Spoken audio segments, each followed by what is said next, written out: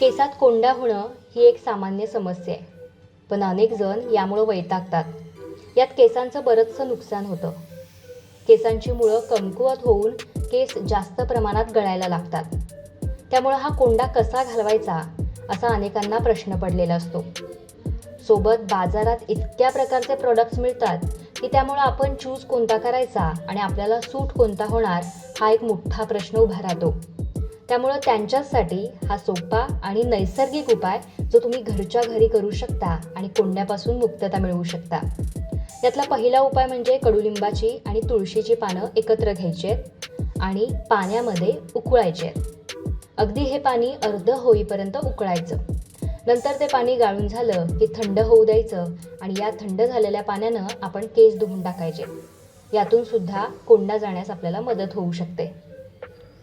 दुसरा चांगला उपाय म्हणजे मेथीच्या बिया. 1 चमचा मेथीच्या बिया बारीक वाटून घ्यायच्या आणि 2 कप गरम पाण्यामध्ये रात्रभर भिजवत ठेवायच्या. सकाळी त्याची पेस्ट करायची आणि जेव्हा आपण हेअर वॉश करणार आहे त्याच्या आधी जवळपास 20 मिनिटं लावून नंतर ते आपण हेअर वॉश करू शकतो. उपाय तिसरा म्हणजे 1 कप मुलतानी मातीत थोडं पाणी घालून पेस्ट बनवायची.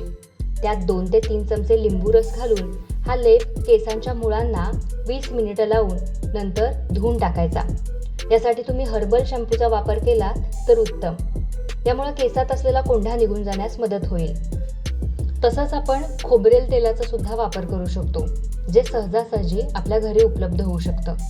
खोबरेल तेलात थोडा लिंबाचा रस घ्यायचा आहे आणि हे मिश्रण घेऊन केसांना साधारण 10 मिनिटं क्लॉकवाईज आणि अँटी क्लॉकवाईज लावून मालिश करायची आहे.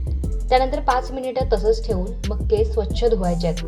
आठवड्यातून 2दा जरी हा उपाय केला तरी आपल्या केसातून कोंडा निघून जातो. तसंच 1 कप दह्यामध्ये 1 चमचा बेकिंग सोडा मिसळायचा आहे. हा हेअर पॅक केसांच्या मुळाशी साधारण 10 मिनिटं लावून ठेवायचा आणि त्यानंतर तुम्ही हेअर वॉश करू शकता. तसंच कोरफडीचा गर किंवा ॲलोवेरा जेल घेऊन हेअर वॉशच्या आधी साधारण 15 मिनिटं केसांच्या मुळांना लावून तुम्ही ठेवू शकता. तसंच मसाजसुद्धा करू शकता. यामुळं तुम्हाला नक्की फायदा होईल.